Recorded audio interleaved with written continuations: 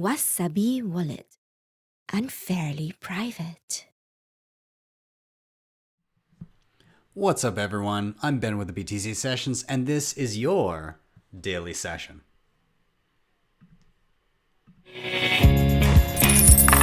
Hodl the Bitcoin. Before we dive in, I just want to give a shout out to sponsors of the show, LEDN.io. This is where you can use your Bitcoin for a few different things. They've got Bitcoin savings accounts where you can earn interest on your Bitcoin.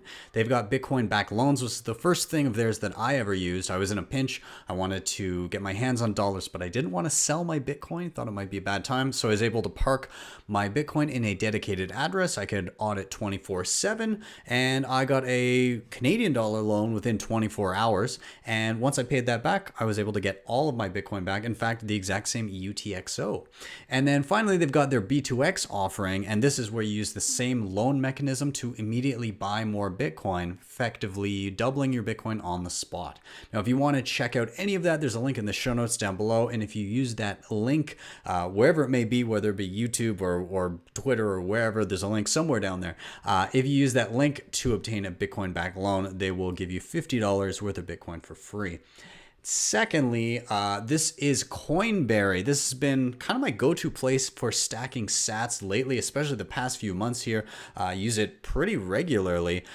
Number one, it's just for Canadians, so apologies to anybody outside of Canada, but Canadians do check it out. I really like the web interface and the app. It's super smooth, super easy to use, and a few things really stand out to me with Coinberry. Number one, the speed of funding. In my experience, I've only ever had to wait really around 20 minutes funding via e-transfer.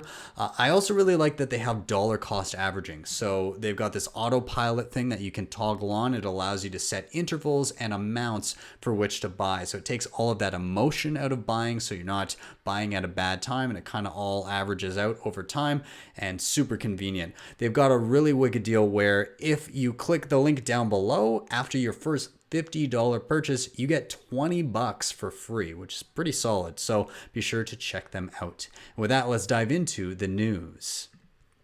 So we've seen quite a recovery from the Bitcoin price in terms of the massive sell-off that we saw in early to mid-March. So just quick look over there. So here's that dump that we saw in and around March 10th, 11th, 12th, where we went from in and around the almost $8,000 range all the way down to 4K, sub 4K on some like Bitstamp.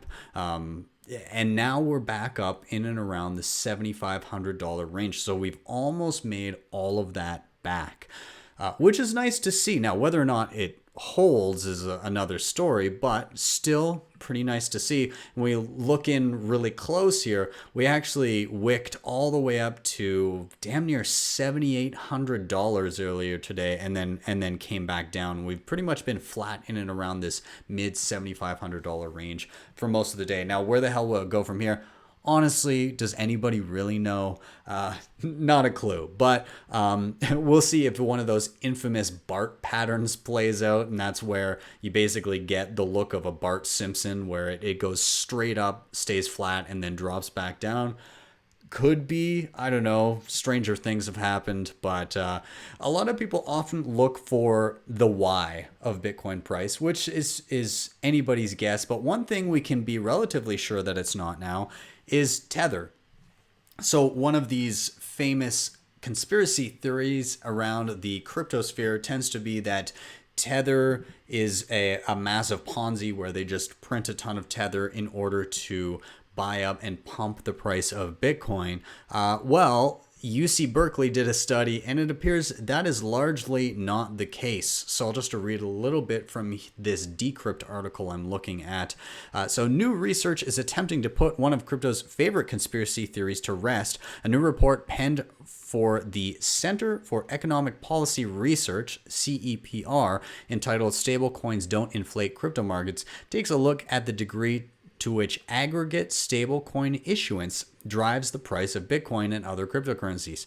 UC Berkeley Richard K. Lyons and UC Berkeley finance professor Ganesh Viswanath Natraj analyzed market inflows for Tether and other stablecoins from October 2017 to the present to search for an answer. And that answer, according to the research, is that there is zero correlation. Bottom line, we find no systematic evidence of stablecoin issuance driving cryptocurrency prices. Now, what does it do? The report suggested that market participants are buying stablecoins to, one, escape volatility, or to two, arbitrage between issuers and secondary markets. So, I'm sure other studies will be done, but from this one, it looks very much like Tether is not a major impact on the price of Bitcoin. Now, moving on here, I did want to touch on this article out of Market Watch, and it's everywhere, obviously, but jobless claims in the States, another staggering number, 4.4 million in the past week. That brings the total up to 26 million Americans having lost their jobs in this whole pandemic crisis. Pretty staggering, and I'll just read a little bit here from Market Watch. The record surge of Americans applying for unemployment benefits is starting to recede, but another 4.4 million people filed new jobless claims last week to push the total above 26 million since the coronavirus pandemic laid siege to the U.S. economy a month and a half ago. The spike in unemployment has likely pushed the jobless rate to between 15 and 20%, economists estimate. The only other time in American history when unemployment was that high was in the early stages of the Great Depression, almost a century ago. In less than 2 months, the pandemic has eliminated all of the 23 million jobs created after the 2007 to 2009 Great Recession. Now, on the flip side of that, the stock markets remain more or less indifferent to this. No major drops, nothing. The Dow did go up briefly for about 400 points today earlier, but then kind of lost all of that and came back out flat, but no major declines. And it seems to largely be from the spigots just being turned on full force. The Fed is stopping at nothing to prevent these markets from dropping, and so far have been succeeding. But I've got to say, you can only look somebody in the eye for so long and say that the economy is fine and we're fixing it when you have 15 to 20% employment, but the stock markets seem fine. The stocks in the markets here are clearly not representative of the actual economy anymore. And I'm sure that most people are waking up and seeing that reality. Just because the Dow is recovering does not mean the economy is recovering. It means the people that still have any money left that are able to put it into these assets are making off like bandits, whereas regular day-to-day people, your blue-collar workers that have 9-to-5 jobs or used to have 9-to-5 jobs are still royally fucked. And that $1,200 check that they got with a signature from Trump dropping into their mailboxes is not really going to stem the blood flow very long. That does very little. And when you look at the amount of money created out of nothing and the percentage that actually went to regular people versus the percentage that went to banks and corporate bailouts, it's pretty few and far between. It seems that the regular day-to-day person is getting breadcrumbs, and poorly run corporations are getting massive handouts for their irresponsible behavior. So there isn't a way to opt out of all of this, and that's why I'm here. Anyways, let's move on. Argentina's central bank is tinkering with Bitcoin smart contracts. This, another article from Decrypt. Now, I'm going to read what they're kind of aiming to do here, and then I'm going to kind of give my hot take on this afterwards. So, the Central Bank of Argentina is jumping on board the blockchain train for a test run. I'm sure you already know what I think based on the first sentence here, but anyways, moving on. The central bank announced yesterday that it is trialing a new payment system developed by Bitcoin startup IOV Labs, formerly known as RSK, which is rootstock. The system is a proof of concept for a permissioned, i.e. private, blockchain network using rootstock technology, which itself makes use of Bitcoin smart contracts designed to optimize the way the bank handles payments and claims. So skipping ahead a bit, the new rootstock-based proof of concept ensures a type of common framework that guarantees the interoperability of some individual systems maintained by banks, fintech companies, and private/public operators. Through the implementation of Bitcoin smart contracts with rootstock technology, the central bank can track the status of each claim from its inception to its solution in real time. So a few things here. So rootstock was a tack onto the Bitcoin network to enable smart contracts, kind of like what Ethereum does without having to create a secondary network.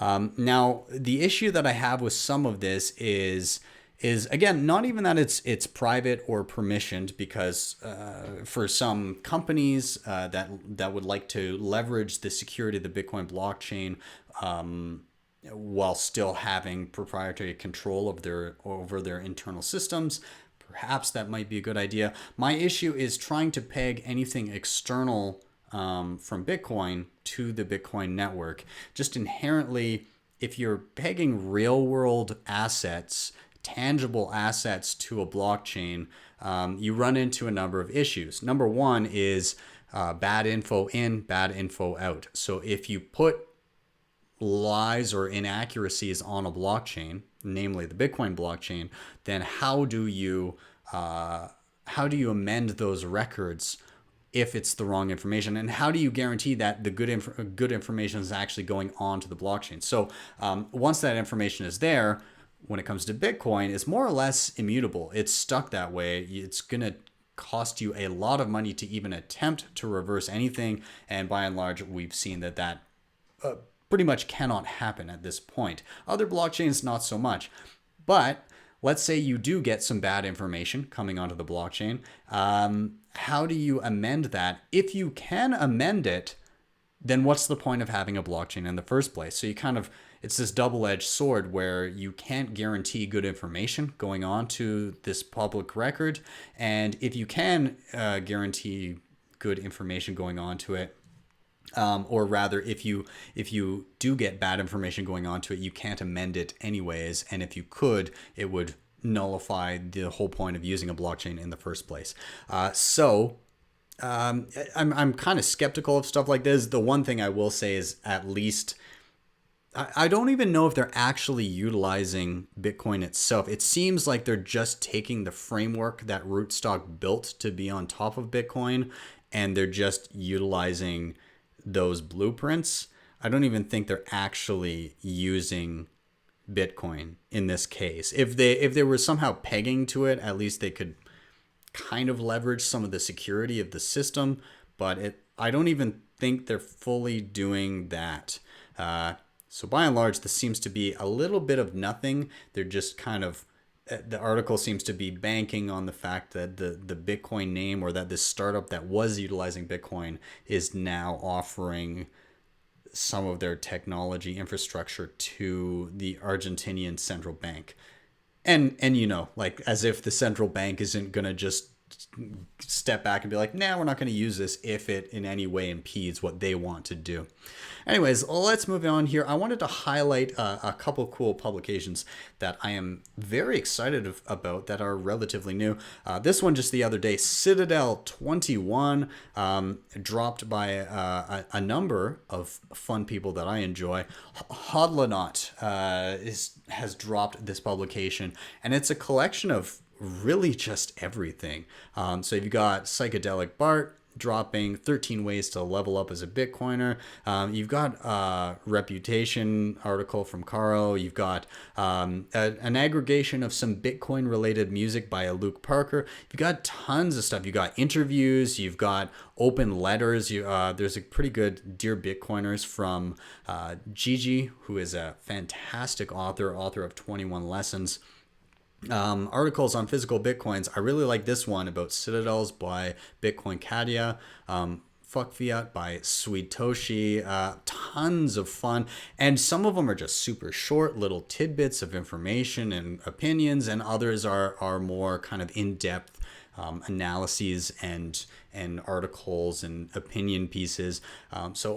Just this awesome eclectic mix of Bitcoiners that I know and love. And I hope to contribute to this maybe for the next drop. I would really love to. And if you think you have something cool to contribute, you can always go to About, and they have a contact form there. So yeah, I highly recommend that you check this out. There's some really cool little nuggets of fun, just Bitcoiner.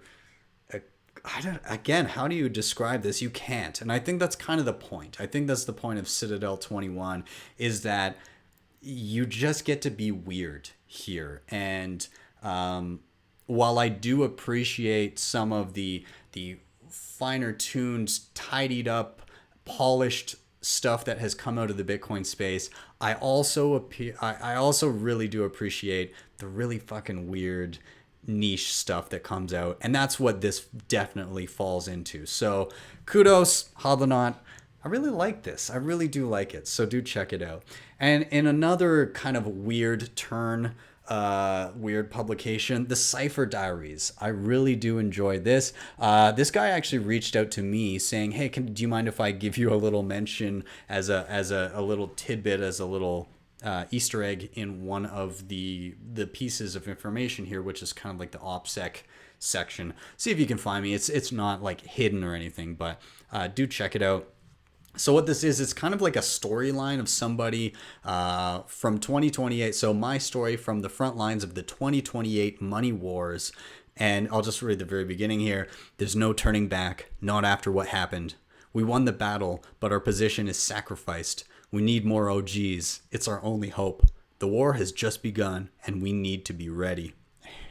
And this guy actually emailed me in full persona of this actual character, saying that he needed to recruit me for the war, and if it would be okay if he referenced some of my materials for the money wars of 2020. It was such a fun email. Anyways, this was a couple weeks back. I got this email, but I've been kind of reading through the chapters here. It's so much fun. So I do implore you, do go read these. I think you'll have a really good time. It's got some, like some fun artwork and gifts going along with it. They're up to about 8 chapters now, and there's a whole bunch of supplemental information that he provides here. So do check it out. Yeah. Awesome. I'll link to his Twitter profile as well.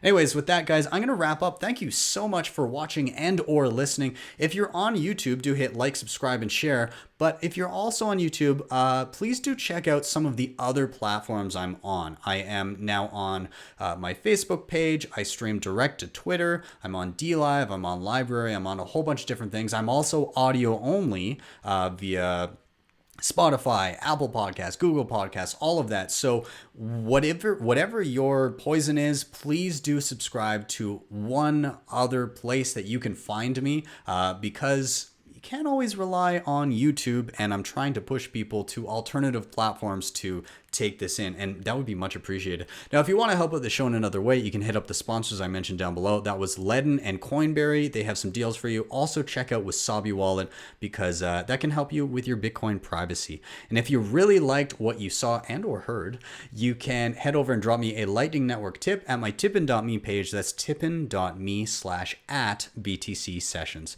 And with that, I'm out. Have yourself a wonderful evening, and I will see you next time for your daily session.